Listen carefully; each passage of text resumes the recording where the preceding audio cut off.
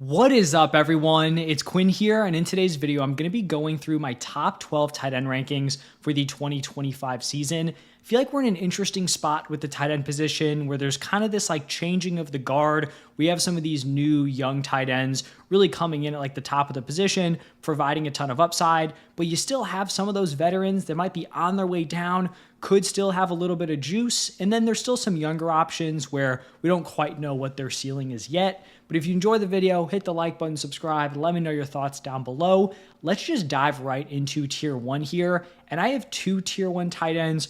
Probably not shocking. Maybe some people surprised one dude's been left out. I'm going with the youngsters, Brock Bowers and Trey McBride. For Brock Bowers here, I think he's a super interesting pick this season. If you can get him in round two, I think that's a very interesting price tag.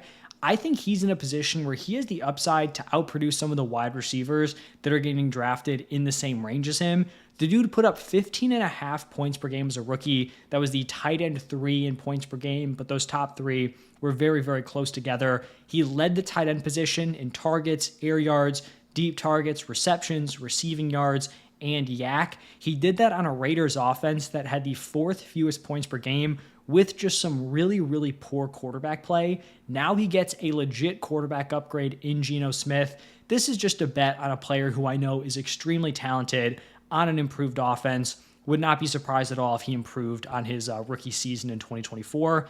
Then I have Trey McBride, averaged, just above Brock Bowers in points per game at 15.6, was the tight end 2 in points per game despite only scoring 4 touchdowns. He was number 1 in target share, 2nd in receptions, receiving yards, and targets. I think he's another guy who has an opportunity to outproduce some of the wide receivers going in a similar range as him. Then I'm going to have a one-man tier 2 here, and I'm going to go with George Kittle. Some people might think he should be in that tier 1 area. He was the tight end 1 in points per game last year at 15.8. I will say it's kind of an outlier season from him, at least as of late. It was his best year since 2019. In his previous 3 seasons, he has put up 14.1, 12.7, and 13.4 points per game. Still fine seasons, but not that elite upside where you want to spend a top 2 or 3 redraft pick on him. He did have just some insane efficiency last year. He was number 1 in yards per out run, yards per target, yards per reception, yards per team pass attempt, and then also hitting the touchdown department was 2nd in touchdowns. So I am expecting some regression. I still think he is going to be, a top 3, top 5 tight end, but I would expect some of those younger guys, Bowers and McBride, they might continue to build, whereas I think George Kittle going to come back down to earth a little bit here, especially if this 49ers team, kind of gets healthy, Ayuk back, Pearsall taking a leap, CMC back. I just think overall the targets are going to be a little bit more distributed than they were last year. Then moving into tier 3, kind of an interesting range. My tight end 4 is going to be Sam Laporta, and I do think there's a pretty decent drop-off from Kittle in tier 2 to these guys that I do have here in tier 3 and beyond. So for Laporta, he's coming off an underwhelming 2nd season, came out as a rookie, averaged 14.3 points per game. That fell all the way down to 10.9 last season. We saw his target share and his target rate both fall by 4%. Last year, he only had the 14th highest target share at the tight end position, but was still top 5 in red zone and deep targets. So he's still getting the valuable looks, but it's going to be tough for you to have, real upside at the position if you're not even top 10 in terms of your target share. So he's a guy who, as a rookie, came in, produced great numbers, didn't look great last year, but you at least know he has some upside, right? Coming in as a rookie and giving you 14 points per game, that is not something you see every day at the tight end position. I know Brock Bowers came in and was amazing last year, but that is very, very rare. Tight ends typically need a few years to kind of get established before they start to have those big upside seasons. I still think the Lions are going to be a very good offense. It's not a super deep offense in terms of the receiving weapons like Amon-Ra St. Brown, Jameson Williams. Laporta is going to be in there as a top 3 target. Obviously, you do have Jahmyr Gibbs out of the backfield, but I think he's fine. A fine bet as the tight end 4. I'm not going to spend a super early round pick on him, but I think he's fine in this range. Then my tight end 5 is going to be TJ Hawkinson. In 2023, he had a career year. 14.6 points per game, was the tight end 2. Did tear his ACL right at the very end of that season. So he comes back in 2024, misses the first few games, plays in 10 games in 2024 and puts up like 8.7 points per game. To me, that was pretty expected. Like if you thought Hawkinson would come in fresh off a torn ACL and just ball out right away, like I think that's probably wishful thinking. So it has an underwhelming, but expected season in 2024. I do think he's going to have a much better year in 2025.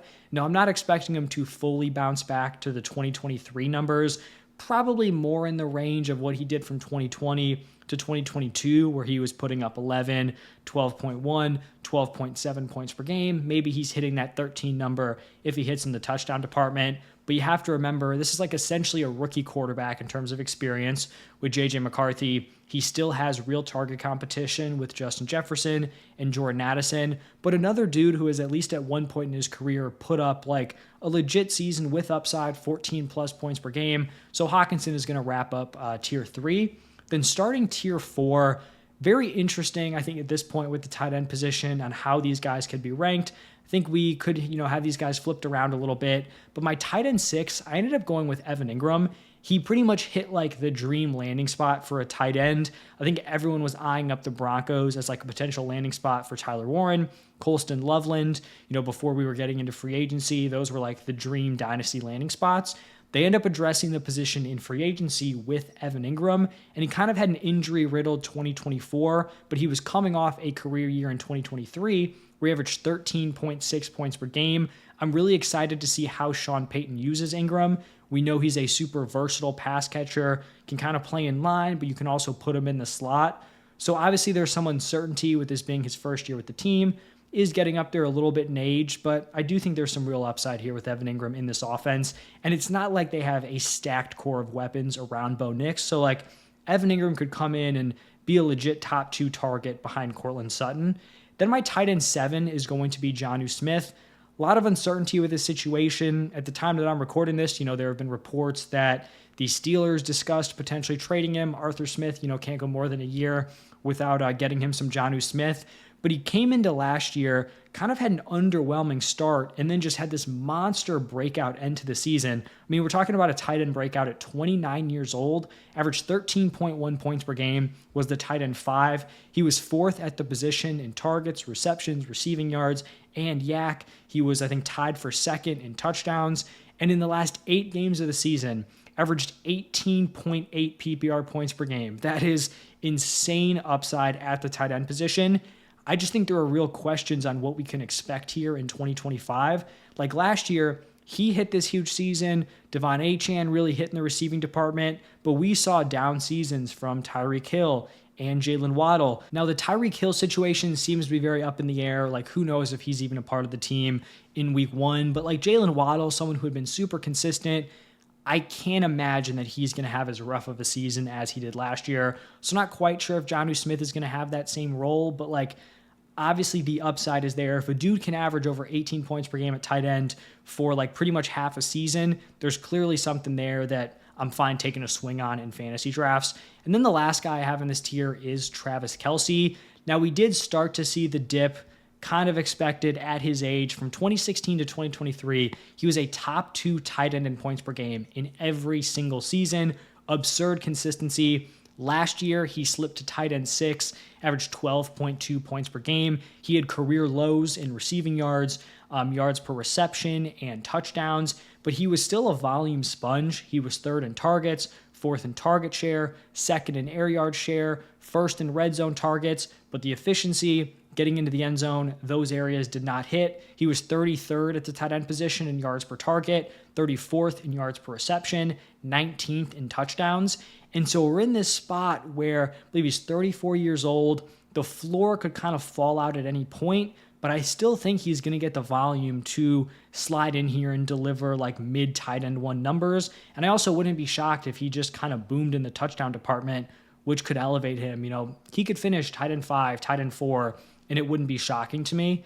Now moving into tier 5, the player starting off this tier is in a very weird spot heading into this season. I have Mark Andrews, and 2024 was just an overall weird situation for him. He comes in as a pretty highly drafted tight end for fantasy. He had been a super consistent option, someone who you're expecting to be a mid to high end tight end 1. And his usage early on in the season, and even throughout the whole year, was just very odd. From 2019 to 2023, his lowest target share in a season was 22%.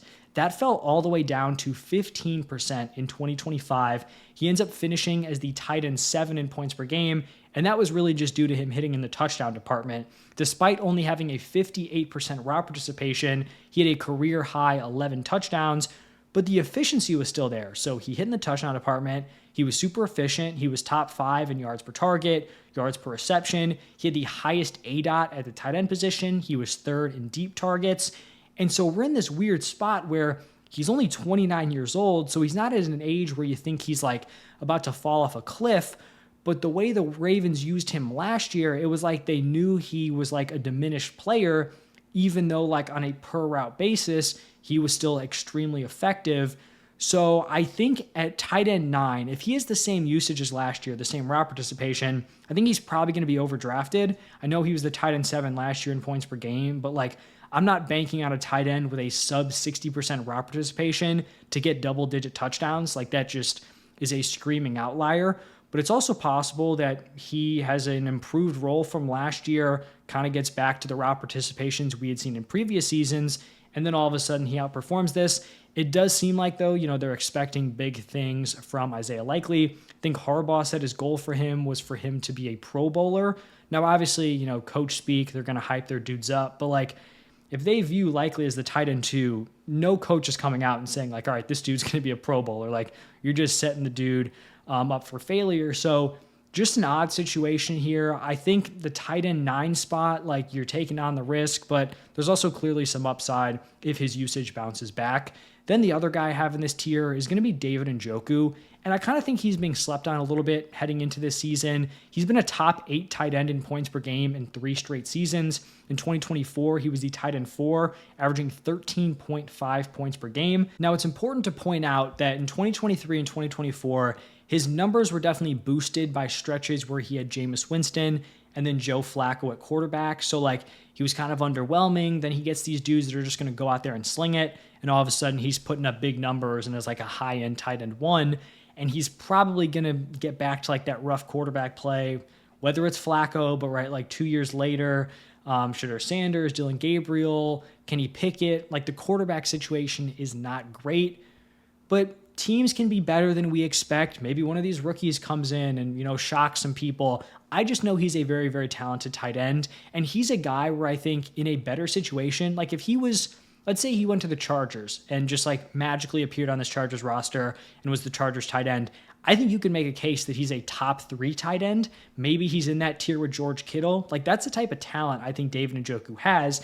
And so it's like, how far am I going to drop him based on his situation? I still think even with bad quarterback play, he can filter into like this back end tight end 1 range. And then maybe something breaks his way and they have unexpectedly solid quarterback production. Then I think he does have real upside to be a potential top 3 quarterback.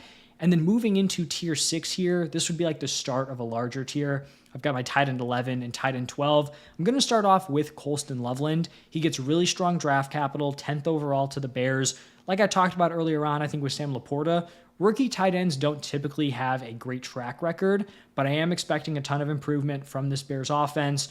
Loveland is one of these like hand-picked Ben Johnson guys, right? Like he drafts Colston Loveland 10th overall. He goes Luther Burden early round 2. He was obviously someone who greatly helped Sam Laporta cruise to that tight end 3 season in points per game as a rookie.